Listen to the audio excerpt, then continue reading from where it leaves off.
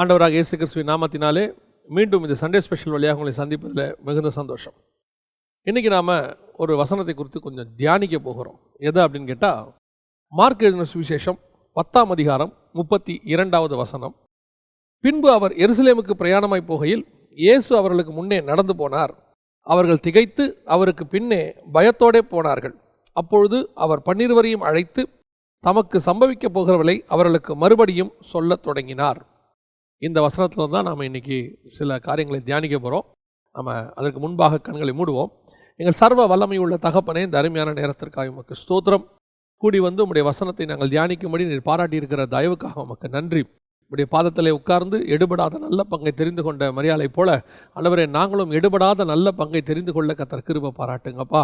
ஆண்டவரே, வேத வாக்கியங்களை அறிந்து கொள்ளும்படி எங்கள் இருதயங்களை திறந்து கொடுங்க. ஆண்டவரே, உடைய வசனம் நாங்கள் மாத்திரமல்ல, கேட்கிற யாவருக்கும் புரியத்தக்கதாக பிரயோஜனமாக இருக்கத்தக்கதாக கிருபை பாராட்டும். பரிசுத்த ஆவியானவரே, உம்மை நம்பி நாங்கள் நிற்கிறோம். நீர் மாத்திரம் மகிமைப்படும். எங்கள் ஆண்டவர் இயேசுவின் நாமத்தில் பிதாவே, ஆமென், ஆமென். மார்க் எழுதின சுவிசேஷம் 10ஆம் அதிகாரம் 32வது வசனத்தில், பின்பு அவர் எருசலேமுக்கு பிரயாணமாய் போகையில் இயேசு அவர்களுக்கு முன்னே நடந்து போனார். அவர்கள் திகைத்து அவருக்கு பின்னே பயத்தோடே போனார்கள் அப்படின்னு இருக்கு. இந்த வசனத்தை தியானிக்கிறதுக்கு முன்னாடி என்னுடைய சகோதரி எனக்கு ஒரு தடவை ஃபோன் பண்ணி இந்த வசனத்தை குறித்து, அண்ணன் ஏன் இப்படி அவங்க திகைச்சு பின்னே போனாங்க அப்படின்னு சொல்லி ஒரு டவுட் கேட்டாங்க. அதற்கு பிறகு தான் இந்த வசனத்தை தியானிக்க ஆரம்பித்தோம்.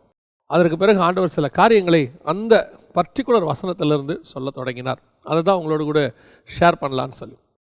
இப்போ இயேசு எருசலேமுக்குள்ளே போகும் பொழுது, அவர்கள் எருசலேமுக்கு பிரயாணமாய் போகையில் இயேசு அவர்களுக்கு முன்னே நடந்து போனார். அவர்கள் திகைத்து அவருக்கு பின்னே பயத்தோடு போனார்கள். இதுதான் ரொம்ப முக்கியம். இயேசு கிறிஸ்து அவர்களோடு கூட போகும்போது எப்போ அவங்க பயத்தோடையே போல, இன்னும் சொல்ல போனால் அவங்க ரொம்ப சேஃபாக உணர்வாங்க. ஏன்னா இயேசு கூட இருந்தால் அவங்களுக்கு எந்த பிரச்சனையுமே கிடையாது. இயேசு கூட இருக்கும்போது அவங்களுக்கு ஒரு ப்ராப்ளம் இல்லை. சாப்பாட்டு பிரச்சனையோ எந்த பிரச்சனையும் இல்லை. யார் வந்தாலும் பிரச்சனை இல்லை. பிசாசு வந்தாலும் பிரச்சனை இல்லை. இயேசு இருக்கும்போது அது பயந்து ஓடிடும். அப்படி இருக்கும்போது இந்த ஒரு இடத்துல மட்டும், குறிப்பாக எருசலேமுக்கு வந்தபோது பிரயாணமாய் வருகையில் அவர் முன்னே நடந்து போனார். கூட வந்துட்டு இருந்த ஆண்டவர் எல்லாரும் சகஜமாக நடந்து போயிட்டு இருக்கும்போது இவர் டக்குன்னு முன்னே போகிறார் எருசலேமுக்கு போகும்போது. ஆனால் அவர் போகிறத பார்த்த உடனே இவங்க திகைக்கிறாங்க. ஃபஸ்ட்டு திகைத்து பயந்து. அப்படின்னா இந்த ரெண்டு காரியத்துக்கு பின்னாடி என்ன இருக்குது? ஏன் திடீர்னு ஒரு திகைப்பும் பயமும் வருது? ஏன் இயேசு திடீர்னு எருசலேம் போகும்போது முன்னாடி போனார் அப்படின்னு சொல்லி நீங்கள் பார்த்தீங்கன்னா, இயேசு கிறிஸ்து கடைசியாக, அதாவது தன்னுடைய ஊழியத்தின் முடிவில் எருசலேமில் போய் முடிக்கிறதுக்கு முன்னாடி அவர் எருசலேமில் தங்கவே இல்லை. நீங்கள் எப்போ பார்த்தீங்கன்னாலும் காலையில் போய்வார், திருப்பி சாயங்காலம் ரிட்டர்ன் ஆகிட்டு பக்கத்தில் எங்கேயாவது தான் தங்குவார். ஒலிவ மலைக்கு பக்கத்தில் போய் தங்குவார், இல்லை இன்னொரு பட்டணம் இருக்குது பக்கத்தில், அங்கே தங்குவார், அங்கே தான் தங்குவார். ஆனால் திருப்பி மறுநாள் காலையில் அவர் எருசலேமுக்குள்ளே நுழைவார். ஒவ்வொரு தடவை வரும்போதும் ஏதாவது ஒரு காரியம் அங்கே நடக்கும். எருசலேமுக்குள்ளே நுழையும் போது ஒரு காரியத்தை அவர் செய்வார். இப்போ உதாரணமாக எருசலேமுக்குள்ளே நுழையும் போது அத்திமரம் சபிக்கப்படுகிறது. எருசலேமுக்குள்ளே நுழையும் போது அவர் ராஜாவாக உள்ளே நுழைகிறார். நீங்கள் நல்லா கவனித்து பார்த்தீங்கன்னு சொன்னால், ராஜாவாக உள்ளே நுழைஞ்சு அவர் கூட்டிகிட்டு போய் அந்த குருத்தோலை காரியங்கள் எல்லாம் செய்து, அது மட்டும் இல்லாதபடிக்கு அவர் போய் தேவாலயத்தை சுத்திகரிப்பு செய்கிறார். இது ஒரு ட்ரிப்பு. இது நடக்கிறது ஒரு ட்ரிப்பில். அத்திமரம் சபிக்கப்படுவது ஒரு ட்ரிப்பில் இருக்குது. இன்னொரு ட்ரிப்பில் பார்த்தீங்கன்னா இப்போ நாம் படிக்கிறது அவர் நடந்து போகிறது. எருசலேமுக்குள்ளே முதல்ல போகும்போது அவர் கழுதையின் மேலே போனார் ராஜாவாக. இப்படி ஒவ்வொரு ட்ரிப் அவர் எருசலேமுக்குள்ளே போகும்போதெல்லாம் நீங்கள் பார்த்தீங்கன்னு சொன்னால் ஏதாவது ஒரு இம்பார்ட்டண்ட்டான சம்பவம் நடக்குது. ஆனால் ஒவ்வொரு ட்ரிப்பு போகும்போதும், இப்போ ஏன் அவர் அத்திமரத்தை சபிச்சார் அப்படிங்கிறதுக்கு காரணம் இருக்குது. கரெக்டாக எருசலேமுக்கு பிரயாணமாய் போகையில் அந்த வழி அருகே இருக்கிற அத்திமரத்தை சபிச்சுட்டு எருசலேமுக்குள்ளே போகிறார். அதே மாதிரி எருசலேமுக்குள்ளே போகிறதுக்கு முன்னாடி போய் கழுதையை கூட்டிகிட்டு வாங்க, நான் வந்துட்டு கழுதையில் மேலே ஏறி உள்ளே வருவேங்கிறார். இந்த ட்ரிப்பு போகும்போது, எருசலேமுக்கு போகும்போது அவர் இவங்களை விட்டுட்டு கொஞ்சம் முன்னாடி நடந்து போகிறார். ஏன் இதெல்லாம் நடக்குது? ஏன் எருசலேமுக்கு போகும்போது மட்டும் இது நடக்குது அப்படின்னு சொல்லி நீங்கள் பார்த்தீங்கன்னு சொன்னால், எருசலேமை பொறுத்த வரைக்கும் அது மகாராஜாவின் நகரம். இப்போ இல்லை, அது ஆபிரகாம் காலத்திலேருந்து நீங்கள் பார்த்தீங்கன்னா சாலேமின் ராஜாவாகிய மெல்கிசேதேக்கு அப்படின்னு இருக்குது. இந்த சாலேம் என்பது தான் பின்னாட்களில் எருசலேம். அது நடுவில் பார்த்தீங்கன்னு சொன்னால் தாவீது காலத்தில் எபூசு பட்டணமாக இருந்தது. பிறகு எருசலேமாக மாறியது. சாலேமின் ராஜாவாகிய மெல்கிசேதேக்கும் தாவீது ராஜாவாக எருசலேமுக்குள்ளே நுழையிறதுக்கும் இயேசு கிறிஸ்து ராஜாவாக எருசலேமுக்குள்ளே நுழையிறதுக்கும் நிறைய ஒத்துமை இருக்குது. ஒரு ஒத்துமை மிக முக்கியமாக இருக்குது. என்ன ஒற்றுமை இருக்குது அப்படின்னு கேட்டிங்கன்னா, இந்த சாலேமின் ராஜாவாகிய மெல்கிசேதேக்கு அப்படின்னு சொல்கிறோம் இல்லையா, சாலேம் என்றால் சமாதானத்தின் ராஜா, மெல்கிசேதேக்கு என்றால் நீதியின் ராஜா, சமாதானத்தின் ராஜாவாகவும் நீதியின் ராஜாவாகவும் அவர் உள்ளே நுழைகிறார். யார்? மெல்கிசேதேக்கு. அவர் அப்பமும் ரசமும் தேவனுடைய ஆசாரியனாக இருந்த ராஜாவும் ஆசாரியனும். மெல்கிசேதேக்கின் முறைமை, நியூ கவர்னன்ட், அந்த இடத்துல கொண்டு வந்து ஆபிரகாம் கையில் கொடுக்குறாங்க.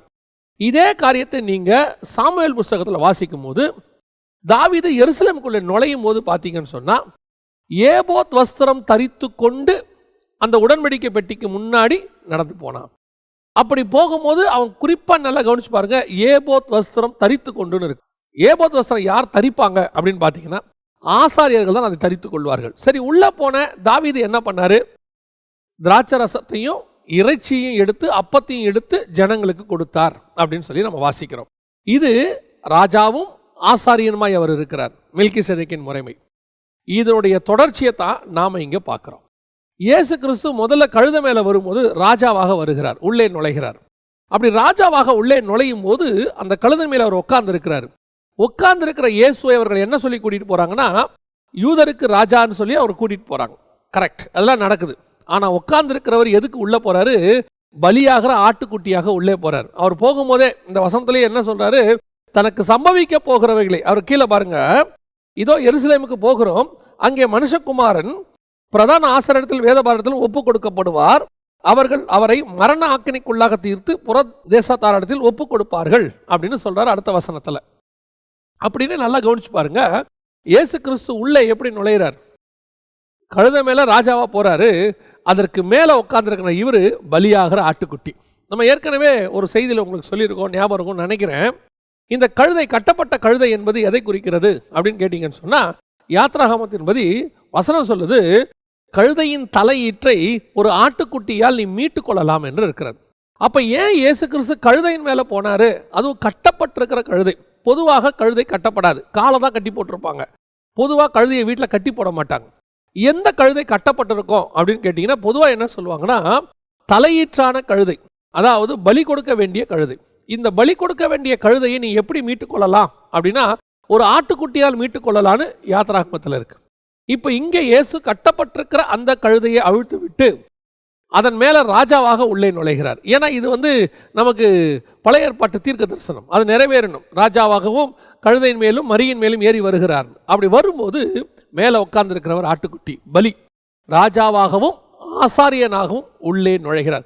அதனால தான் உள்ள வந்த இயேசு கிறிஸ்து, ராஜாவா உள்ள வந்த இயேசு கிறிஸ்து எருசலேமில் பஸ்காவை ஆசாரிக்கிறார். ஆசாரிக்கும் போது அப்பத்தையும் ரசத்தையும் எடுத்து கையில் கொடுக்கிறார். இதுதான் தாவீது செய்தது.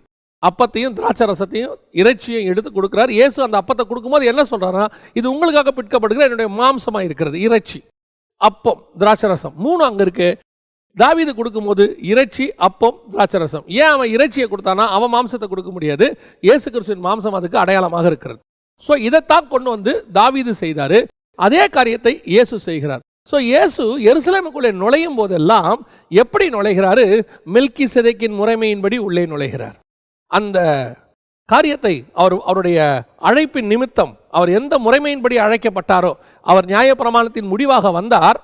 அவர் நியாயப்பிரமாணத்தின்படி விருத்தசேதனம் செய்யப்பட்டார். அவர் நியாயப்பிரமாணத்தை மீறுகிறதுக்காக ஒன்றும் சொல்ல, நியாயப்பிரமாணத்தை கரெக்டாக ஃபாலோ பண்ண சொன்னார். ஆனால் அவர் சொல்ல வந்தது மெல்கிசேதேக்கின் முறைமையின்படி. அதனால்தான் எபிரேயர் நிருபத்தில் வாசிக்கிறோம், அவர் மெல்கிசேதேக்கின் முறைமையின்படி நித்திய ஆசாரராக இருக்கிறார். இதே காரியத்தை 110ஆம் சங்கீதத்தில் தாவீதும் சொல்றார். அப்போ இயேசு கிறிஸ்து ஏன் அப்படி உள்ளே போகும்போது, அது வரைக்கும் எருசலேமுக்கு வருகிற வரைக்கும் அவர் நிற்கும் போது, அவரை பார்க்கும்போது அவர் எப்படி போறாரு அப்படின்னு கேட்டீங்கன்னு சொன்னால், சாதாரணமாக தான் நடந்து வந்துகிட்டே இருக்கிறார். அவர் அவர்களுக்கு ஒரு போதகராக, அவங்களோடு கூட ஒரு நண்பராக, சகோதரனாக அப்படிதான் நடந்து வந்துட்டே இருக்கிறார். ஆனால் அந்த எருசலேமுக்குள்ளே நுழைகிற இடம் வந்த உடனே அவருடைய அல்லாதபடிக்கு தானாகவே அவருடையதான அந்த ராஜரீகம் வெளிப்படுகிறது. அந்த ஜைஜான்டிக் திங் வெளியே வருது. நான் தான் எப்பவும் சொல்லுவேன், இயேசு கிறிஸ்துவை நாம் எப்பொழுதுமே எப்படி பார்க்கிறோம் அப்படின்னு கேட்டீங்கன்னு சொன்னா, நமக்கு இயேசு கிறிஸ்துவை மட்டுப்படுத்துறதுக்கு பிசாசு பண்ணி வச்ச மிக முக்கியமான ஒரு காரியம் எது அப்படின்னு கேட்டீங்கன்னு சொன்னா, இந்த போட்டோ. அந்த போட்டோல இயேசுவை சாந்தமா காட்டி, இயேசு இப்படி இருப்பார், நல்லா தெரிஞ்சுக்கொள்ளுங்க, இயேசு சாந்தம், அமைதி, மன்னிக்கிறவர் எல்லாம். அதே நேரத்தில் முழு பைபிள்லையுமே யாருடைய கோபம் ரொம்ப ஆக்கினை தீர்ப்பு கொண்டு வரும், நியாய தீர்ப்பு கொண்டு வரும் தெரியுமா? குமாரனுடைய கோபம். சங்கீதம் 2 சொல்லுது, வெளிப்படுத்தல் 6 சொல்லுது. குமாரனுடைய கோபத்திற்கு அப்படின்னு வசனம் சொல்லுது. எங்களை மறைத்து கொள்ளுங்கள்னு சொல்றாங்க. இப்போ இயேசு கிறிஸ்துனுடைய ஜைஜாண்டிக் தன்மை, அந்த ராஜ ரீகம், அவர் பலியான ஆட்டுக்குட்டியாய் வெளிப்படும் போது அவர் நமக்கு கிருபை பொருந்தினவராக, தயை பொருந்தினவராக வெளிப்பட்டார். கிருபையும் இரக்கமும் நிறைந்தவராக வெளிப்பட்டார். அதே நேரத்தில் ராஜாதி ராஜாவாய் வெளிப்படும் பொழுது வசனம் சொல்லுது 19ஆம் அதிகாரத்தில் அவர் வருகிறார், பூமியை நியாயந்தீர்க்க வருகிறார் என்று யூதா 14 ஏனோக்கு சொல்றார். ஆனா எப்படி வருவார் தெரியுமா? ராஜரீகமாக, ஜைஜாண்டிக் காடாக. அவர் அந்த தன்மை வெளிப்படும் போது பாருங்க, அத்தனை பேரும் திகைக்கிறாங்க. இது வரைக்கும் நார்மலா இருந்த ஆண்டவர் அப்படியே மறுரூபம் ஆகிறார். மறுரூபம்னா வேற ரூபத்துக்கு போல அவருடைய ஆக்டிவிட்டிஸ் மாறு. தானாவே அந்த எருசலேம் கேபிட்டல் சிட்டிக்குள்ள நுழைகிறோம். அந்த கேபிட்டல் சிட்டிக்குள்ள நுழையும் பொழுது அவரை அறியாமல் அவருக்குள்ள இருக்கக்கூடிய ராஜரீகம் வெளிப்படுகிறது. அவன் பார்த்து திகைக்கிறான். அப்படிப்பட்டதான ஒரு தேவன் தான் நம்முடைய தேவன். அவருக்கு பின்னாடி போகிற நாம எப்படி இருக்கணும் தெரியுமா? ராஜாவுடைய பிள்ளைகள். அவன் திகைத்து அவருக்கு பின் சென்றார்கள். பயந்து, அவங்களுக்கு பயம் வந்துருச்சு. என்னடா இவர் திடீர்னு இப்படி போறாரு? அவருடைய வாக்கிங் ஸ்டைல் எல்லாம் எப்படி மாறுது? சாதாரண மனுஷிலிருந்து ராஜாவாக மாறுகிறது. ஒரு சாதாரண போதகராக, டீச்சராக இருக்கிறவர் இப்பொழுது ராஜாதி ராஜாவாய் மாறி உள்ளே நுழைகிறார். இதை நான் வெறுமனே கற்பனைக்காக, கவிதை நயத்துக்காக உங்களுக்கு சொல்லல. யோவான் எழுதின சுவிசேஷம் 18ஆம் அதிகாரம் 5-6 வசனங்கள். அவர்கள் பிரதியுத்தரமாக, நசரேயனாகிய இயேசுவை தேடுகிறோம் என்றார்கள். அதற்கு இயேசு, நான் தான் என்றார். அவரை காட்டி கொடுத்த யூதாசும் அவர்களோடு கூட நின்றான். நான் தான் என்று அவர்களிடத்தில் அவர் சொன்ன உடனே, 6வது வசனம், நான் தான் என்று அவர்களிடத்தில் சொன்ன உடனே அவர்கள் பின்னிட்டு தரையிலே விழுந்தார்கள். நல்ல கவனிங்க, அவர் நான் தான் மட்டும்தான் சொன்னார், வேற ஒண்ணுமே சொல்லல. நான் தான் என்று சொன்ன உடனே அவர்கள் பின்னிட்டு தரையில் விழுந்தாங்க. ஏன் பின்னாடி போய் விழுந்தாங்க எல்லாரும்? இயேசு நான் தான் சொன்ன உடனே அந்த பின்னாடி போய் விழுறதுக்கு என்ன காரணம்? யோசித்து பாருங்க. இயேசுவை பிடிக்க வந்திருக்கிறாங்க, அது ஒரு பெரிய படை, ரோம சேவகர்கள் வந்திருக்கிறாங்க. இவர் கெத்செமனேல ஒரு சாதாரண போதகர், அந்த ஊர் படி, ஒரு சாதாரண தீர்க்கதரிசி, அவர்கள் படி. அப்படி இருக்கும்போது எப்படி இவன் போய் பின்னாடி விழுறான் அப்படின்னு கேட்டீங்கன்னா, இந்த நான் தான் இருக்கு பார்த்தீங்களா, ஐஎம்.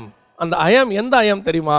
யாத்ராகமம் 3ஆம் அதிகாரத்தில் ஆண்டவரே உங்களுடைய நாமத்தை என்னவென்று கேட்பார்கள், நான் என்னவென்று சொல்லுவேன் அப்படின்னு சொல்லும் போது மோசேக்கு ஒரு பதில் சொல்லார் பாரு, இருக்கிறவராகவே இருக்கிறேன். ஐ ஆம் ஹூ ஐ ஆம். அந்த ஜைஜாண்டிக் காட், அந்த வல்லமை நிறைந்த தேவன் அந்த இடத்துல சொல்றார் கெத்செமனேக்குள்ள, அந்த நான் தான் என்ற உடனே அந்த வல்லமை வெளிப்படுகிறது. ஐ ஆம், நான் இருக்கிறேன். அந்த நான் எப்படிப்பட்ட நான் ஆபிரகாமின் தேவனும் ஈசாக்கின் தேவனும் யாக்கோபின் தேவனும் ஆகிய நான் இருக்கிறேன். அந்த நான் வெளிப்படுது பாருங்க. அது வெளிப்படும் போது முன்னாடி ஒருத்தன் கூட நிற்க முடியாது. இயேசுக்கு முன்னாடி, இயேசு கிறிஸ்துவோடைய வல்லமைக்கு முன்னாடி ஒருத்த வெளிப்பட முடியாது, நிற்க முடியாது பாருங்க. பின்னிட்டு விழுந்தார்கள்னு வசனம் சொல்லுது. அந்த மலையில, ஒரு மலையில அந்த முச்செடி எரியும் போது கர்த்தர் கேட்கும் போது, அந்த காட்சி அதிசயமான காட்சியாக இருக்கும் போது அவைகளுக்கு நடுவிலிருந்து ஒரு சவுண்டு வருது, நான் தான். 400 ஆண்டு காலமாக ஆபிரகாமோடும் ஈசாக்கோடும் யாக்கோபோடு கூடும் இந்த இஸ்ரவேல் ஜனங்களோடும் இருக்கிறவராகவே இருக்கிறேன், நான் இருக்கிறேன் என்று சொல்றார். அந்த நான் தான் வெளிப்படுது. உங்களுக்கும் எனக்கும் அந்த ஜைஜாண்டிக் காட் தான் கூட இருக்கிறாரு. இப்போ இருக்கிற இயேசு கிறிஸ்து எந்த இயேசு கிறிஸ்து தெரியுமா? இப்போ நான் சொன்னேனே, ராஜாதி ராஜாவாக உள்ளே நுழைகிறார்னு, அந்த ஜைஜாண்டிக் காட். அவரை பார்க்கும்போது அவர்கள் திகைத்து அவர்கள் பயந்தார்கள் இருக்க, அந்த தேவன் தான் உன்னோடும் என்னோடும் இருக்கிறார். எப்படி சொல்றீங்க அப்படின்னு கேட்டீங்கன்னா, வெளிப்படுத்தின விசேஷம் 1ஆம் அதிகாரம் 5வது வசனம் சொல்லுது, உண்மை உள்ள சாட்சியும் மரித்தோரிலிருந்து முதற் பிறந்தவரும் பூமியின் ராஜாக்களுக்கு அதிபதியுமாகிய இயேசு கிறிஸ்து.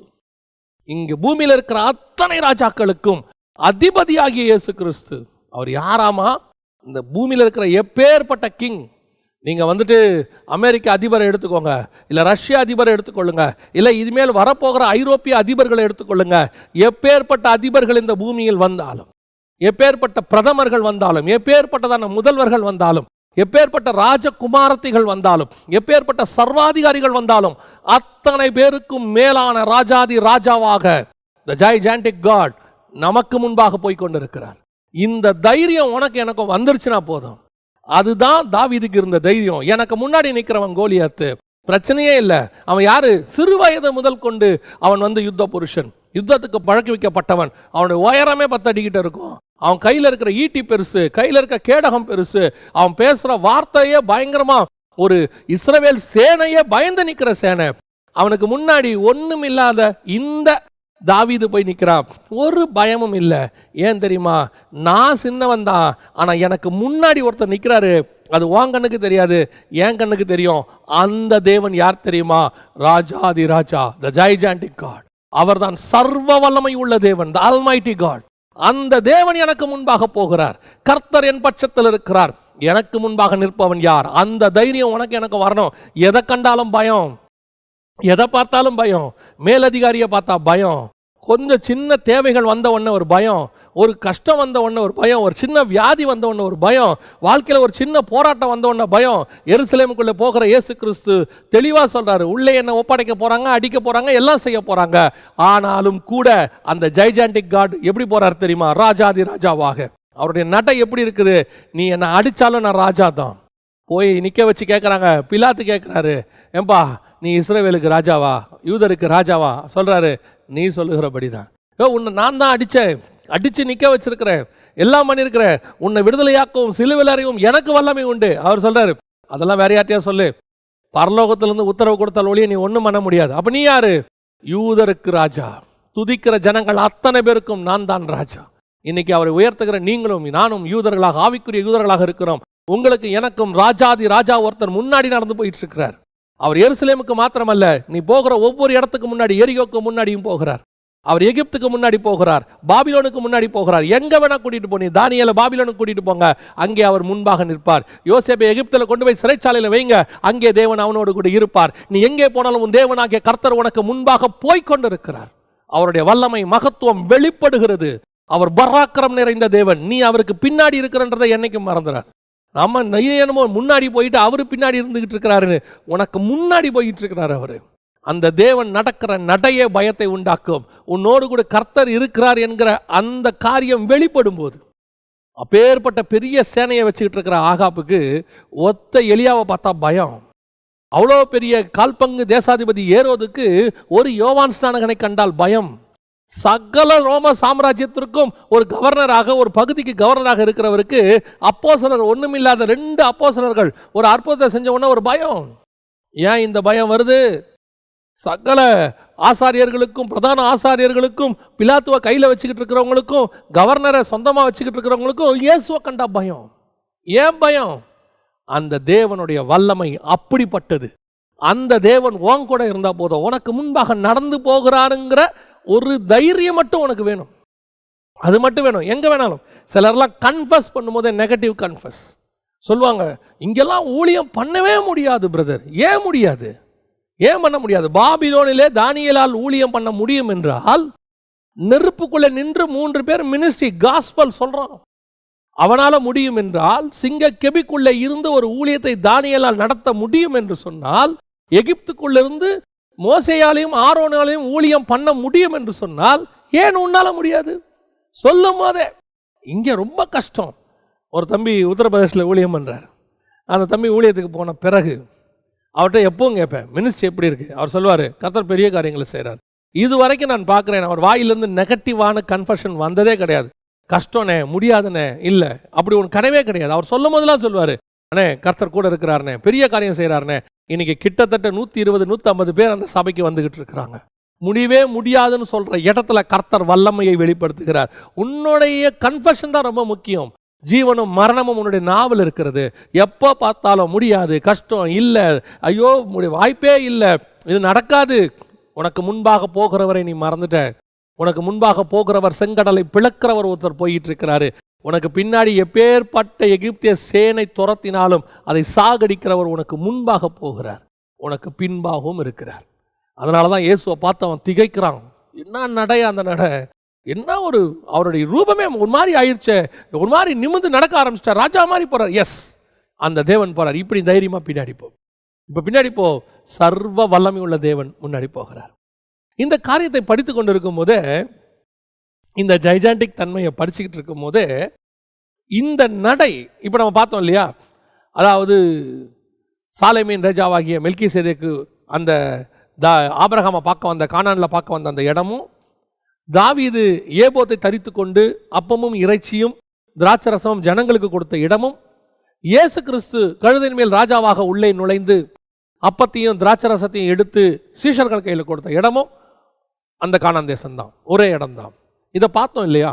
இது ஒரு வகையாய் இயேசு கிறிஸ்துவனுடைய ஜைஜாண்டிக் தன்மையை வெளிப்படுத்துது. பார்த்து திகைக்கிறாங்க. இதை இப்போ இயேசு உள்ளே நுழையும் போது அவர் சொல்கிற இன்னொரு வார்த்தை என்னன்னு கேட்டிங்கன்னா, நான் ராஜாதி ராஜாவை தான் நுழைகிறேன். கரெக்ட். ஆனால் உள்ளே என்ன நடக்க போகுது அப்படிங்கிறத அந்த வசனத்தில் திருப்பி சொல்கிறார் பாருங்க. மார்க் எழுதின சுவிசேஷம் 10ஆம் அதிகாரம் 32வது வசனம். அவருக்கு பின்னே அவர்கள் பயத்தோடே போனார்கள். அப்பொழுது அவர் 12 அழைத்து தமக்கு சம்பவிக்க போகிறவர்களை அவர்களுக்கு மறுபடியும் சொல்ல தொடங்கினார். அப்போ அவர் அடிக்க போகிறத, உதைக்க போகிறத, பரியாசம் பண்ணுறதை, அடிக்கிறதெல்லாம் சொல்கிறார். அப்படின்னா என்ன அர்த்தம்? நான் ஜெய்ஜாண்டி காடா உள்ளே நுழையிறேன்ப்பா, உள்ளே கொண்டு போகிறேன். ஆனால் நடக்க போகிறது என்னவோ பலி, நடக்க போகிறது என்னவோ ஆசாரித்துவம், நிறைவேற போகிறது என்னவோ அந்த இடத்துல ஸ்பிரிச்சுவலாக நடக்க வேண்டியதான காரியம் நடக்க போகுது.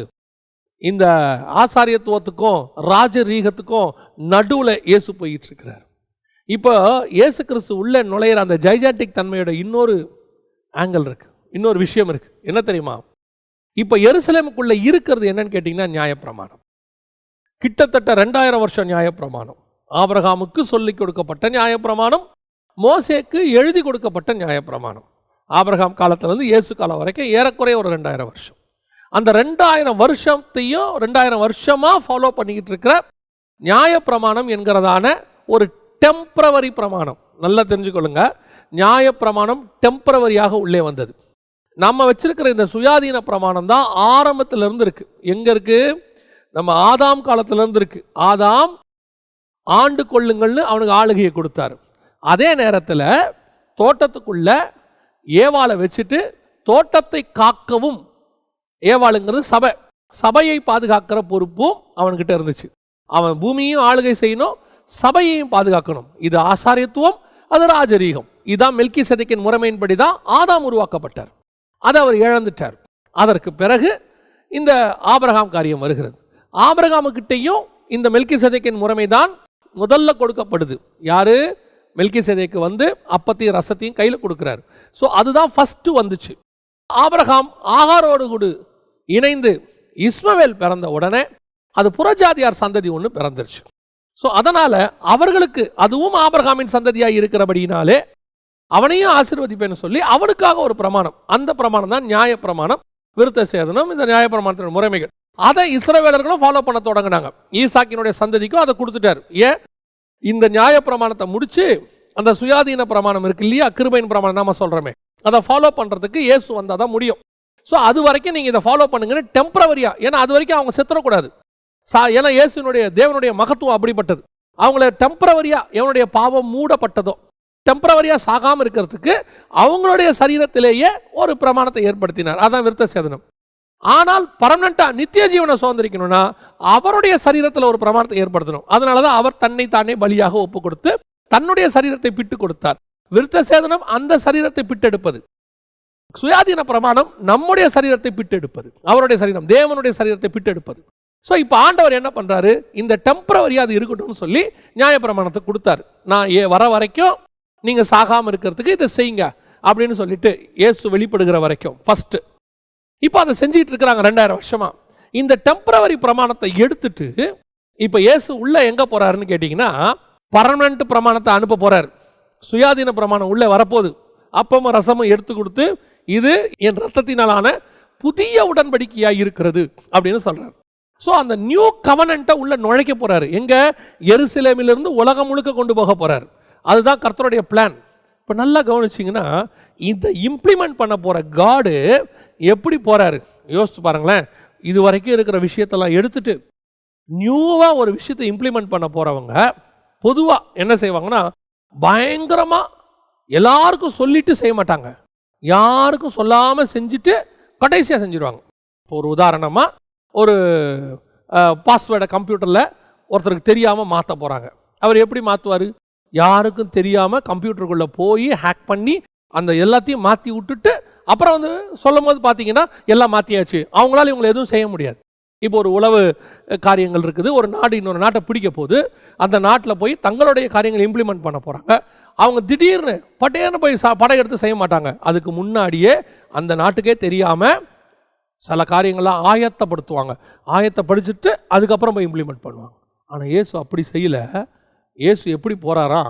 அந்த காரியத்தை இம்ப்ளிமெண்ட் பண்ண போகிறாரு. இப்போ நான் உள்ளே போகிறேன்ப்பா, என்னை அடிப்பாங்க, பரியாசம் பண்ணுவாங்க, ஒப்பு கொடுப்பாங்க, மீண்டும் 3ஆம் நாள் உயிரோடு கூட எழுவேன், அப்போ புதிய உடன்படிக்கை வரப்போகுது. இதெல்லாம் சுமந்துக்கிட்டு போகிற இயேசு எப்படி போகிறார் தெரியுமா? யாருக்கும் தெரியாமல் மறைவாக உள்ளே போல, யாருக்கும் தெரியாமல் மறைவாக மலைஞ்சு உள்ளே போய் நிற்கலை. அவர் எப்படி போகிறாரான்னு தெரியுமா? ஜைஜாண்டிக்காக. அவர் எப்படி போகிறாராம்? ராஜாவாக. அவர் சொல்லிட்டு தான் போகிறாரு, நான் உள்ளே வந்து இந்த நியாய பிரமாணத்தை எல்லாம் முடிவுக்கு கொண்டு வந்துட்டு அந்த இம்ப்ளிமெண்ட் பண்ண போகிற புதிய பிரமாணம், சுயாதீன பிரமாணத்தை கொண்டு போகிற இயேசு எப்படி போகிறாரு? கம்பீரமாக போகிறார். இன்னைக்கு நாம் அதே பிரமாணத்தை தான் உலகம் ஃபுல்லாக கொண்டு போகிறோம். அதுதான் சுவிசேஷமாக கொண்டு போகிறோம். அநேகருக்கு இந்த காரியத்தை கொண்டு போகிறோம். எருசலேமுக்குள் கொண்டு போன இயேசு தைரியமாய் பிரசங்கித்தார். இதே காரியத்தை நீங்கள் அப்போஸ்தலரை எடுத்துக்கொள்ளுங்க. அது வரைக்கும் பயந்துகிட்டு இருந்த அந்த பேதுரு, பரிசுத்த ஆவி வந்த உடனே வசனம் தெளிவா இருக்குது, அவன் தைரியமாய் பிரசங்கிக்க தொடங்கினான். அந்த தைரியங்கிற வார்த்தை இருக்குது. அந்த தைரியம் தான் வெரி இம்பார்ட்டன்ட், ரொம்ப முக்கியம். இன்னைக்கு சுவிசேஷத்தை எப்படியாவது நாம என்ன நினைக்கிறோம் அப்படின்னு கேட்டீங்கன்னா, யாருக்கும் தெரியாம போய் அங்க செஞ்சிடணும்.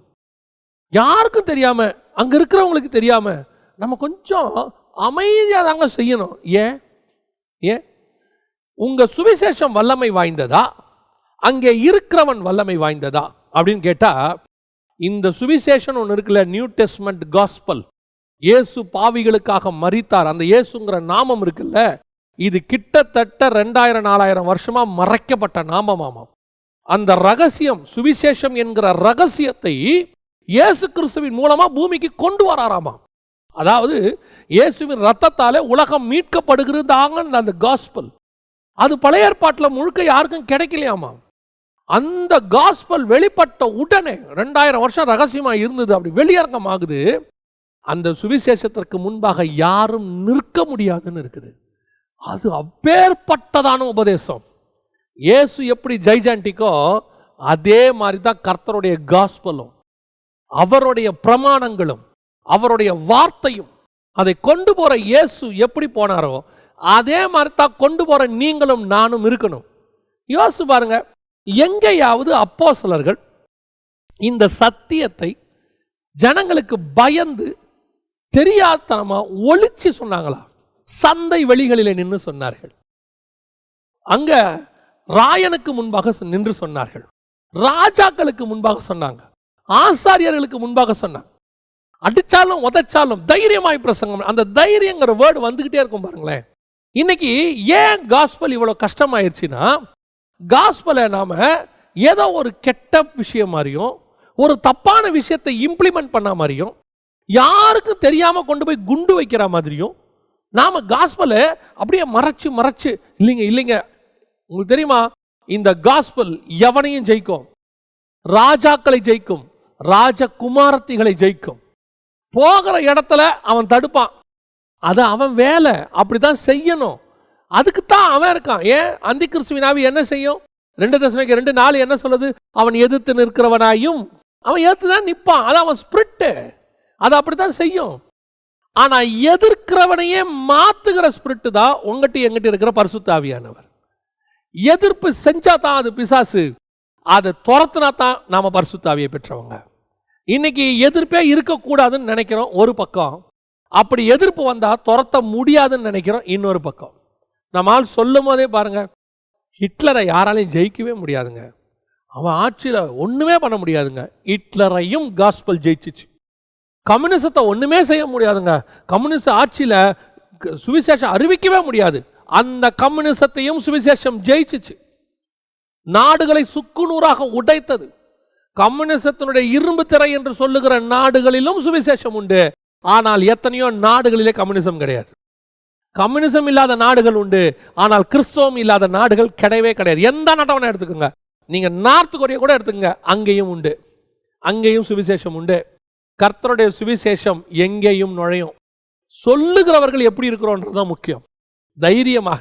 சென்னையில் ஒரு மனுஷனை குறித்து சாட்சி கேள்விப்பட்டேன். அவர் இன்னைக்கும் இப்போ இருக்கிறார். அவர் பகிரங்கமாக தான் காஸ்பல் சொல்லுவார். நேராக போய் பீச்சில் நின்று சொல்லுவார், பஸ்ஸில் நின்று சொல்லுவார். அவர் சொல்லுவார், இவ்வளோ நாள் சொல்லியிருக்கிறேன். அவருடைய நண்பர் என்கிட்ட சொன்னார் அவரை பற்றி, நானும் பார்த்துருக்கிறேன். அவர் சொன்னார், இவ்வளோ நாள் சுவிசேஷம் சொல்கிறேன், இது வரைக்கும் என்னை எதிர்க்கிறவர்கள்னு ஒருத்தர் கிடையாது. சிலர் சொல்லுவாங்க, ஏதாவது சொல்லுவாங்க, ஆனால் எனக்கு சுவிசேஷத்துக்கு தடை கிடையாது. ஏன்னா அவர் விசுவாசம் அப்படி. என் சுவிசேஷம் எல்லாவற்றையும் ஜெயிக்கும், எல்லாவற்றையும் உடைக்கும், எல்லாவற்றையும் தாண்டி போகும். ஏன்னா அந்த பிரமாணத்தை கொண்டு போகிறவர் ராஜா. இப்போ நீங்கள் ராஜாவுடைய கையிலிருந்து ஒரு சட்டத்தை வாங்கியிருக்கிறீங்க. நெகேமியா ராஜா கையிலிருந்து தாக்கீது எழுதி வாங்கியிருக்கிறார். அப்படி எழுதி வாங்கியிருக்கும் போது அதை தடுப்பவன் யார்? சன்பல்லாத் தொபியாக்கள் வருவாங்க. அவங்க சில நேரத்தில் வந்து என்ன செய்வாங்க அப்படின்னு கேட்டால், இது விழுந்துடும், இது நிற்காது, அப்புறம் வந்து ஆசை வார்த்தை பேசுவான், வா நம்ம 2 பேரும் பேசுவோம், சமாதானமாக போவோம். நீங்கள் சொல்லுங்க, அன்கம்பேரபிள் காஸ்பல் என் கையில் இருக்கு, no compromise. Uncomparable word of God என் கையில் இருக்குது, நோ காம்ப்ரமைஸ். தேவனுடைய வார்த்தை உன் வாயில இருக்குமானால், கர்த்தர் கொடுத்த பிரமாணமானது, கர்த்தர் கொடுத்ததான சுவிசேஷமானது உன் கையில் இருக்குமானால், நீ யாரிடத்திலும் நீ காம்ப்ரமைஸ் ஆக வேண்டிய அவசியம் கிடையாது. உன்னோடு வந்துதான் அவர்கள் சமாதானமாய் மாறணும். ஊழியக்காரனுக்கு கர்த்தர் கொடுத்திருக்கிற மிகப்பெரியதான ஒரு கிஃப்ட் என்ன தெரியுமா? 54ஆம் அதிகாரம் ஏசாயா புஸ்தகம் சொல்லுது, அவர்கள் வந்து உன் பட்சத்தில் நிற்பார்கள், உன் பட்சமாய் வருவார்கள். உனக்கு விரோதமாய் உருவாக்கப்படுகிற எந்த ஆயுதமும் வாய்க்காதே போகும். இது யாருக்குரியது? என் ஊழியக்காரனுக்குரியது என்று கர்த்தர் சொல்றார். நம்ம இந்த வசனத்தை எல்லாத்துக்கும் யூஸ் பண்றோம் இல்லையா? நல்லது, வாக்குத்தத்தத்தை நீங்கள் பயன்படுத்துவது தப்பு என்று நான் சொல்லவில்லை. ஆனால் பிரத்யேகமா இந்த வாக்குத்தத்தம் யாருக்குரியது கவனிச்சு பாருங்க. ஏசாயா தீர்க்கதரிசன புஸ்தகம் 54ஆம் அதிகாரம் 17வது வசனம் சொல்லுது, உனக்கு விரோதமாய் உருவாக்கப்படும் எந்த ஆயுதமும் வாய்க்காதே போகும், உனக்கு விரோதமாய் நியாயத்தில் எழும்பும் எந்த நாவையும் நீ குற்றப்படுத்துவாய். இது கர்த்தருடைய ஊழியக்காரன் சுதந்திரம், என்னால் உண்டான அவருடைய நீதியுமாய் இருக்கிறது என்று கர்த்தர் சொல்லுகிறார். தெளிவா அந்த வசனம் சொல்லுது பாருங்க. இது கர்த்தருடைய ஊழியக்காரரின் சுதந்திரம். எது? உனக்கு விரோதமாய் எதுவும் உருவாக்கப்படாது. ஊழியக்காரன் கொண்டு போற காஸ்பலுக்கு விரோதமாய் உருவாக்கப்படுகிற எல்லா ஆயுதங்களும் வாய்க்காதே போகும். அவன் என்ன வேணாலும் கொண்டு வரட்டும், அந்த ஆயுதம் எது வேணாலும் இருக்கட்டும். ஆதி காலத்தில் மாதிரி, அந்த காலத்தில் நம்ம கோலியாத்து கொண்டு வந்த மாதிரி ஈட்டி பட்டயம் கேடகமாகவும் இருக்கட்டும். இல்லை அதுக்கப்புறம் கம்யூனிசம் கொண்டு வந்ததான துப்பாக்கி சூடு, அடி, உத, லத்தி அதுவாக இருக்கட்டும். இல்லை இந்த காலத்தில் இருக்கிற மீடியா எடுத்துக்கிட்டு யூடியூப்பில் அதை பேசி இதை பேசி ஊழியத்தை ஒழிக்கக்கூடிய காரியங்களாகவும் இருக்கட்டும். அவர்கள் பேசுகிறது எது வேணாலும் இருக்கட்டும். வசனம் சொல்லுகிறது அது வாய்க்காதே போகும். பேசுகிறவர்கள் ஓய்ந்து போவார்களே ஒழிய உன்னை அழைத்தவருடைய ஊழியம் ஒரு நாளும் ஒழிந்து போகாது. நீ உண்மை உள்ளவனாய் கர்த்தருடைய ஊழியக்காரனாய் இருக்கும் பட்சத்தில் உனக்கு முன்பாக ஒருவர் நடந்து போய் கொண்டிருக்கிறார். உனக்கு தாக்கீது எழுதி கொடுத்தவர் முன்னாடி போறாரு. அவர் எப்படி அந்த கிருபையின் பிரமாணத்தை, சுயாதீன பிரமாணத்தை எருசலேமுக்குள்ள தைரியமாய் கொண்டு போனாரோ, அவர் போகும்போது ஜெயஜாண்டிக உள்ள போகும்போது எதுக்கு போறாரு? பிரமாணத்தை உண்டாக்க போறாரு. பழச ஒழிச்சிட்டு புதுசை உண்டாக்க போறார். நீ போகிற கிராமங்கள் அப்படித்தான், நீ போகிறதான மலைவாழ் மக்கள் அப்படித்தான், நீ போகக்கூடிய இடம் அப்படித்தான். நீ போகும்போதே யோசிக்காத அங்கே என்ன எதிர்ப்பு இருக்கும், என்ன பண்ணுவாங்க. அவருக்கு நல்லா தெரியும், உள்ள போனால் அடிப்பான், உதைப்பான், என்னை பரியாசம் பண்ண போறான், என்னை புறஜாதியார் கையில் ஒப்படைக்க போறான், சிலுவையில் ஏற்ற போறான், என்னை சாகடிக்க போறான், எல்லாம் தெரியும். ஆனால் நான் பயந்து போக மாட்டேன், தைரியமாய் போவேன். ஏன்? எனக்கு முன்பாக போகிறவர் ஒருத்தர் இருக்கிறார். அவர் எழுதி கொடுத்த தாக்கீது என் கையில் இருக்கிறது. அதான் நெகேமியா சொன்னது, அவனுடைய பிரமாணம். ஒரு உலக ராஜா எழுதி கொடுத்த தாக்கீதுக்கே சுத்தி இருக்கிற அத்தனை பேரும் பயப்படுவான் என்று சொன்னால், எனக்கு கையெழுத்து போட்டவர் ஒருத்தர் இருக்கிறார். பழைய பிரமாணத்தை குலைத்து புதிய கையெழுத்து போட்டு எழுதி கொடுத்தவர் ஒருத்தர் இருக்கிறார். அவர்களுக்கு கல்லிலே எழுதினவர் எனக்கு மண்ணிலே எழுதி இருக்கிறார். அவர்களுக்கு வார்த்தையை கொடுத்தவர் எனக்கு ஜீவனுள்ள வார்த்தையை கொடுத்திருக்கிறார். அதை எடுத்துக்கொண்டு நான் போகும்போது எனக்கு முன்பாக அவர் நடந்து போவார். அந்த ராஜ ரீகம் எனக்கு முன்பாக இருக்கும்போது என்னை தடுப்பவன் யார்? உம்மாலே ஒரு சேனைக்குள் பாய்வேன், உம்மாலே நான் மதிலை தாண்டுவேன். தைரியமா போகணும், பிரமாணத்தை மாற்ற போகணும். அந்த கிராமத்துக்குள்ள சுவிசேஷம் சொல்லவே முடியாதுங்க. சொல்லுவான், இதுக்கு முன்னாடி போயிட்டு வந்த நிறைய ஊழியக்காரங்க சொல்லுவாங்க, இதுக்கு முன்னாடி இருக்கிற நிறைய டினாமினேஷன் சொல்லும், ஐயோ அந்த இடத்துக்கு போகவே முடியாதுங்க, சான்ஸே இல்லைங்க, அங்கே காஸ்பல் விதைக்கவே முடியாது. இருக்கிறதுல இந்த டஃபஸ்ட் பிளேஸ் கர்த்தர் சொல்றாரு, உன் கையில் இருக்கிற பிரமாணத்துக்கு எந்த டஃபஸ்ட் பிளேஸையும் ஒட்டச்சி கதவுகளை நொறுக்கிறவர் ஒருத்தர் உனக்கு முன்னாடி போய் கொண்டிருக்கிறார். இரும்பு தாப்பால்களை முறிக்கிறவர், வெண்கல கதவுகளை உடைக்கிறவர் ஒருத்தர் உள்ளே போயிட்டு இருக்கிறார். நீ போ, அந்த பவர் உன் கையில் இருக்கு, கர்த்தர் கொடுத்திருக்கிறாரு. அவர் நடக்கிற நடையிலேயே ஒரு திகைப்பு வரும். நீ சொல்லும் போது உன்னுடைய ஊழியத்தை பார்க்கும்போது ஒரு திகைப்பு வரும். எல்லாரும் ஊழியத்தை ஜனங்களை எப்படி பண்ணிக்கிட்டு இருந்தாங்களாம், தெரு முனைகளில் நின்று ஜனங்களை ஏமாத்திக்கிட்டு இருந்த காலகட்டத்தில் ஒருத்தர் வந்து எப்படி பிரசங்கம் பண்ணாராம் தெரியுமா? போதகரே, நீர் முகதாட்சண்யம் இல்லாதவர் என்றும். எவன் முகத்தை பார்த்து பேசுறதே இல்லையாமா. அன்னைக்கு உள்ள ஆசாரியர்கள் எப்படி பேசிக்கிட்டு முகதாட்சண்யம். பணக்காரனுக்கு ஒரு ரூலு, ஏழைக்கு ஒரு ரூலு, இதெல்லாம் வச்சுக்கிட்டு பேசிக்கிட்டு இருக்கானாமா. இயேசு எப்படி இருந்தாரா தெரியுமா? முகதாட்சண்யம் இல்லாதவர் என்றும். நீர் எதற்கும் அன்காம்ப்ரமைஸ், எதுக்குமே நீர் காம்ப்ரமைஸ் ஆகிறதில்லை என்றும் நாங்கள் கண்டிருக்கிறோம். இந்த தைரியத்தோட தான் நீ நானும் போகணும். அப்படி எடுத்துட்டு போகணும் காஸ்பலை. அப்படி போறவர் தான் ஜெய்ஜாண்டிக்கா போக முடியும். நீ இங்க உனக்கு தெரிஞ்ச ஒருத்தங்கிட்ட குனிஞ்சிட்டினா பிசாசு பார்ப்பான், இவன் அவங்ககிட்டயே குனிஞ்சிட்டான், அவங்ககிட்டயே பயந்துட்டான், அவனுக்கே அவன் வச்சிருக்கிற காசுக்கே இவன் வந்து கொஞ்சம் குனிஞ்சிட்டான், பயந்துட்டானா இவன் நமக்கும் பயப்படுவான்னு பிசாசுக்கு மேலே இருக்கிற தைரியம் போயிடும். ஒரு பெரிய இராணுவ குரூப் ஒன்றை குறித்து ஒரு நாட்டில் எழுதியிருந்த ஒரு காரியத்தை நான் படித்திருந்தேன். அதில் அவங்க வீழ்த்த முடியாத ஒரு குரூப், அவங்க கொரில்லா படைகள் மாதிரி. அவங்க கடைசியில் அவங்க இருந்த இடத்த அவங்க கையிலேயே கொடுத்துடலான்னு அந்த நாடு முடிவு பண்ணிருச்சு. காரணம் என்னன்னு கேட்டிங்கன்னு சொன்னால், அவர்களுடைய போர் முறை, அவருடைய நேர்த்தி, அவங்கக்கிட்ட இருந்தக்கூடியதான அந்த ஒழுக்கம் எல்லாத்தையும் பார்த்துட்டு அவங்களுக்கு எதிராக நிற்கிற பெரிய படையை பயந்துருச்சான். இவனுங்களை ஜெயிக்க முடியாது, இவங்களோட காம்ப்ரமைஸாக போயிடலான்னு சொல்லிட்டு காம்ப்ரமைஸாக போயிடுவோம். சரி, அவன் கேட்குற அந்த கொஞ்சம் நாட்டை கொடுத்துருவோம், நம்மளுடைய எல்லைக்குள்ளே கொஞ்சம் இடத்த கொடுத்துருவோம், ஏன்னா இவனுங்கிட்ட சண்டை போட்டு நம்மளால் ஜெயிக்க முடியாதுங்கிற இடத்துக்கு அவங்க வந்துட்டாங்க. அந்த நேரத்தில் அந்த நாட்டுக்கு ஒரு புதிய தலைவன் ஒருத்தன் வரான். அவன் சொல்கிறான், இவனை ஜெயிக்க முடியும்னு எனக்கு ஒரு நம்பிக்கை இருக்குது அப்படிங்கிறான். எப்படி சொல்கிறீங்க? கடைசியாக அவன் ஒரு உபயாந்திரத்தை கையாண்டான். என்ன கையாண்டான்?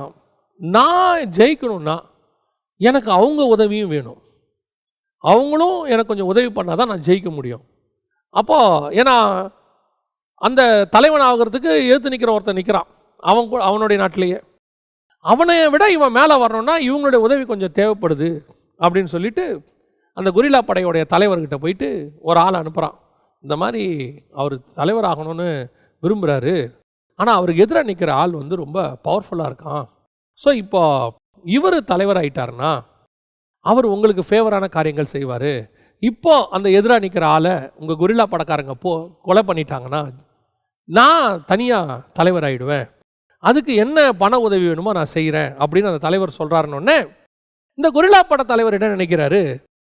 பரவாயில்ல, இவன் வந்து நமக்கு காசு கொடுக்கறது ரெண்டாவது, ஆனால் இவன் தலைவரானா இப்போ நம்ம இவன் தலைவராதுக்கு உதவி பண்ணோம்னா இவன் நமக்கு ஃபேவராக இருப்பான், நாளைக்கு இவன் நமக்கு எந்த விதத்திலும் எதிர்க்க மாட்டான்னு சொல்லி அந்த கொரில்லா பட தலைவரும் என்ன பண்ணுறாரு, இவர் ஜனாதிபதி ஆகிறதுக்கு அல்லது இவர் தலைவர் ஆகிறதுக்காக இவர் என்ன பண்ணுறாரு, அந்த ஆளை எதிர் நிற்கிறவனை இல்லாமல் பண்ணிடுறாங்க.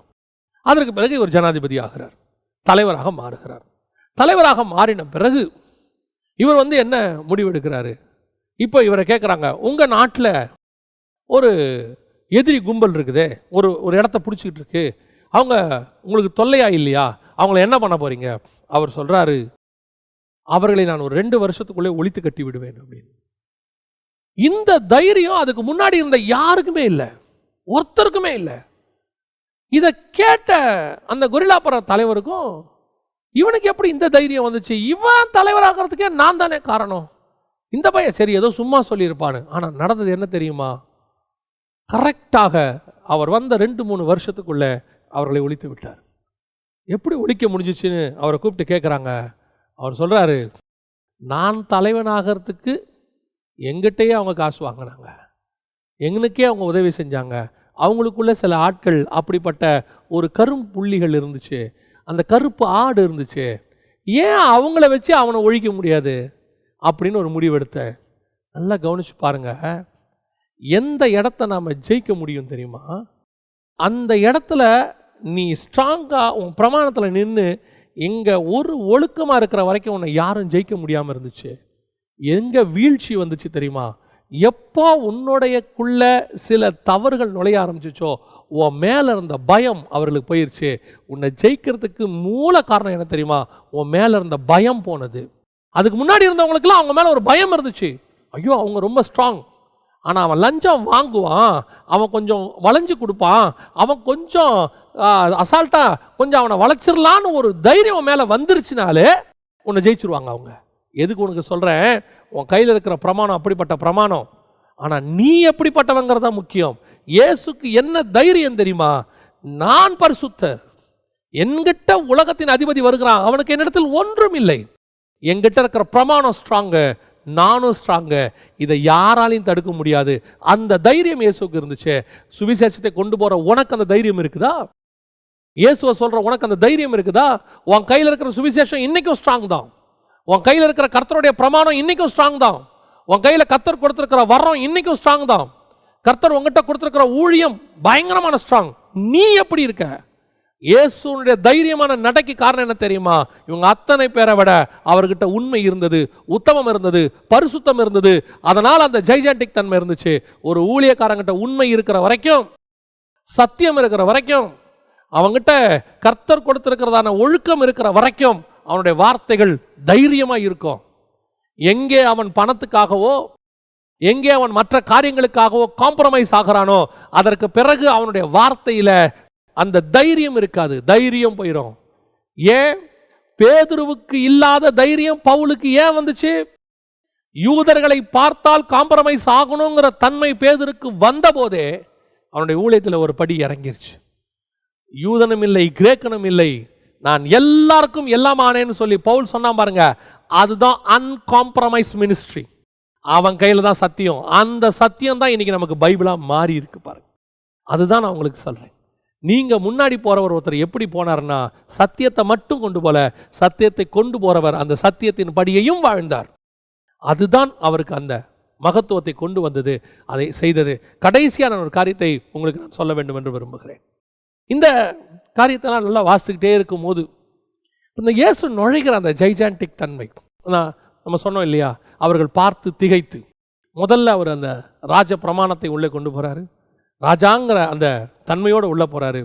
ஏன்னா அவர் அப்படி தான் போகணும், ஏன்னா அவர் நகரம், அவர் அப்படி போனா தான் பரலோகம் அவர் அப்படி தான் போக சொல்லியிருக்குது, அப்படி தான் போனார். இப்போ நம்ம ராஜாக்களும் ஆசாரியமாக அழைக்கப்பட்டோம், நாமளும் அப்படித்தான். ஒரு இடத்துக்குள்ளே நுழையும் போது நமக்குள்ள அந்த ராஜரீகம் உள்ளே இருக்கணும், அதான் ரொம்ப முக்கியம். ராஜரீகம் உள்ளே இருக்கணும்.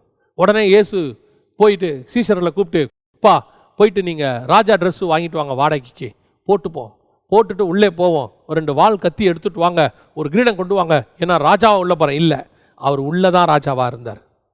வெளியே அதே ஆசாரிய ட்ரெஸ் தான், சாதாரண ட்ரெஸ் தான். ஆனால் உள்ள இருதயத்தின் மிகுதினால் அது வெளிப்படுகிறது. உள்ளே என்ன இருக்கோ அதான் வெளிப்படும். தைரியமாக இருக்கிற மாதிரி முகத்தை வச்சுக்கிறதுக்கும் உண்மையாக தைரியமாக இருக்கிறதுக்கும் வித்தியாசம் இருக்குது. ராஜா மாதிரி நடிக்கிறதுக்கும் ராஜாவாகவே இருக்கிறதுக்கும் நேச்சர் அது வெளிப்படும் தானா.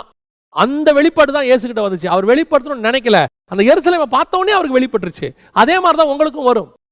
அந்த ஊழியத்தில் கர்த்தர் கொடுக்குற வல்லமையில் ஏந்திரிச்சு நிற்கும் போது தானாகவே உனக்குள்ள இருந்து வல்லமை வெளிப்படும். அது நீ தனியாக நீ ப்ராக்டிஸ் எல்லாம் பண்ண வேண்டாம், அப்படியே தைரியமாக நீ காட்டுற மாதிரிலாம் நினைக்க வேண்டாம். உனக்குள்ளிருந்து அந்த வல்லமை புறப்படும். ரெண்டாவது, அதை கொண்டு போன அவர் இருக்கார், அவருக்கு ஒரு தைரியம் இருந்துச்சு. நான் இம்ப்ளிமெண்ட் பண்ண போகிறேன், அந்த இம்ப்ளிமெண்ட் பண்ணுறேன்னா கர்த்தருக்கு முன்பாக அந்த அந்த ஜைஜாண்டிக் தன்மை கொண்டு போகிற நீ எப்படி இருக்கிற, அது நீங்களும் அந்த இயேசுவை போல இருந்தீங்கன்னா கொண்டு போகிற உங்கள் சுவிசேஷத்துக்கும் அந்த வல்லமை உண்டு. கடைசியாய் இதை அப்படியே பார்த்துட்டே படிச்சுட்டே இருக்கும்போது இதே மாதிரி ஒரு நடை இயேசு செய்கிறாரு. எங்கே செய்கிறாரு அப்படின்னு கேட்டிங்கன்னு சொன்னால், வெளிப்படுத்தின விசேஷம் 5ஆம் அதிகாரம் 6-7 வசனங்களில் நீங்கள் வாசிக்கும்போது, இதோ அடிக்கப்பட்ட வண்ணமாக இருக்கிற ஒரு ஆட்டுக்குட்டி சிங்காசனத்திற்கும் 4 ஜீவன்களுக்கும் மூப்பருக்கும் மத்தியில் நிற்க கண்டேன். அது 7 கொம்புகளையும் 7 கண்களை உடையதாக இருந்தது. அந்த கண்கள் பூமி எங்கும் அனுப்பப்படுகிற தேவனுடைய 7 ஆவிகளையாம். அந்த ஆட்டுக்குட்டியானவர் வந்து, இயேசு அப்படி வந்து வாங்குறார். இந்த சம்பவத்தை கொஞ்சம் நீங்கள் யோசிச்சு பாருங்க, ஆவிக்குரிய கண்களை திறந்து கொஞ்சம் யோசிச்சு பாருங்க. அதுக்கு முன்னாடி தான் யோவான் அழுகுறாரு, இந்த புஸ்தகத்தை வாங்க யாருமே இல்லையா, முத்திரையை உடைக்க யாருமே இல்லையா அப்படின்னு யோசிச்சு அழுதுகிட்டு இருக்கிறாரு.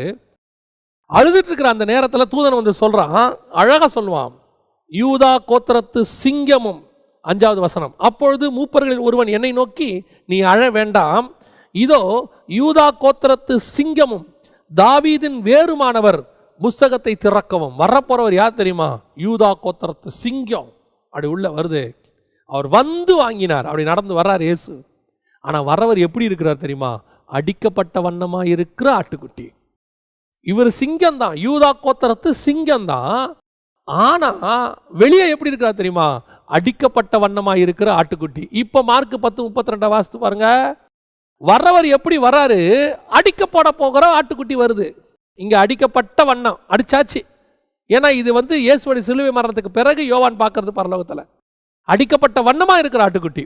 ஆனா எருசலேமுக்குள்ள நுழையும் போது அடிக்கப்பட போகிற ஆட்டுக்குட்டி அதான் உள்ள போற. அதனால தான் அவர் பின்னாடி என்ன சொல்றார்? திரும்பி தனக்கு சம்பவிக்க போகிறவர்களை அவர்களுக்கு விவரித்து சொன்னார் அப்படின்னு.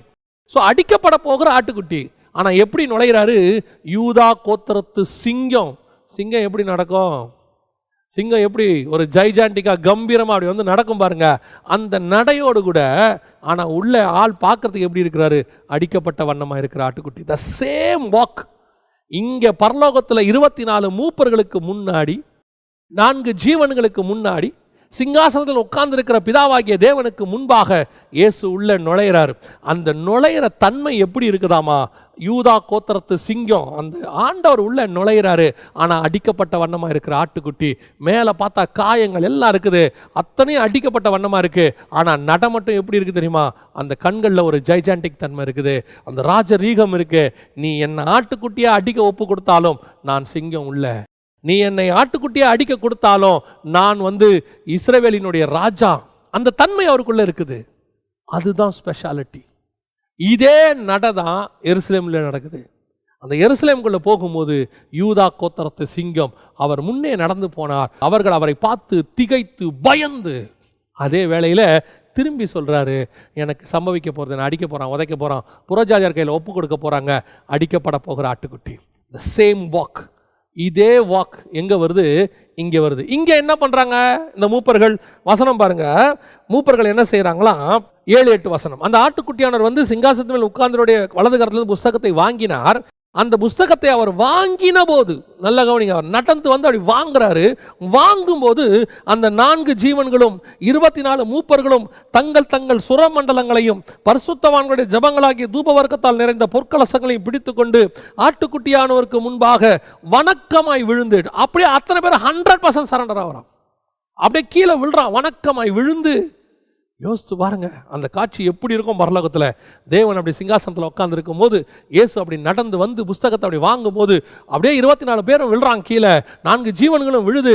இவங்கெல்லாம் விழுறாங்கன்னா தூதர்களும் கண்டிப்பாக விழணும். எல்லாரும் விழும்போது அடிக்கப்பட்ட வண்ணமாக இருக்கிற ஆட்டுக்குட்டி அதை வாங்குறாரு. இந்த சேம் விஷயம்தான் எருசலேமுக்குள்ளே நடக்குது. இப்போ அவர் பிரமாணத்தை உருவாக்க போறாரு, பிதாவுடைய சித்தத்தை நிறைவேற்ற போறாரு. அப்படி உள்ளே நுழையும் போது அப்படியே யூதா கோத்திரத்து சிங்கம் உள்ளே நுழையுது, அடிக்கப்பட போகிற ஆட்டுக்குட்டி உள்ளே நுழையுது. அப்படியே மொத்த பரலோகம் இவரை பார்த்துருக்கோம். ஏன்? 4000 வருஷத்தினுடைய பாவத்தை சுமந்து தீர்க்கிறவர் உள்ளே நுழைகிறார்.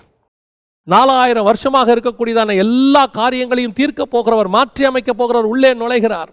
2000 வருஷமா இருக்கிற டெம்பரவரி பிரமாணத்தை எடுத்துட்டு நித்திய பிரமாணத்தை கொண்டு உள்ளே நுழைக்கிறவர் அப்படி நுழைகிறாரு. அப்படி எருசலேமுக்குள்ள இயேசு நுழையும் போது பரலோகத்திலிருந்தும் அந்த அத்தனை பேரும் பார்க்கும்போது சீஷர்களும் பார்த்து திகைக்கிறார். என்ன வாக்குடாது, என்ன நட, இப்படி உள்ள போறாரு, இவருடைய பார்த்து பயந்து. அதே தான் இங்க நடக்குது பாருங்க. அப்படியே வணக்கமாய் விழுந்து. ஏன்னா உள்ள வர்றவர் அங்க தொடங்க போறாரு, இங்க முடிக்க போறாரு. அங்க தொடங்கினதை இங்க முடிக்கிறார். அதான் விஷயம். 2 ஒரே ஆண்டவர். பூமியில எருசலேமில் நடந்த ஆண்டவரும் பரலோகத்தில் புஸ்தகத்தை வாங்க நடந்த ஆண்டவரும் ஒரே ஆண்டவர்.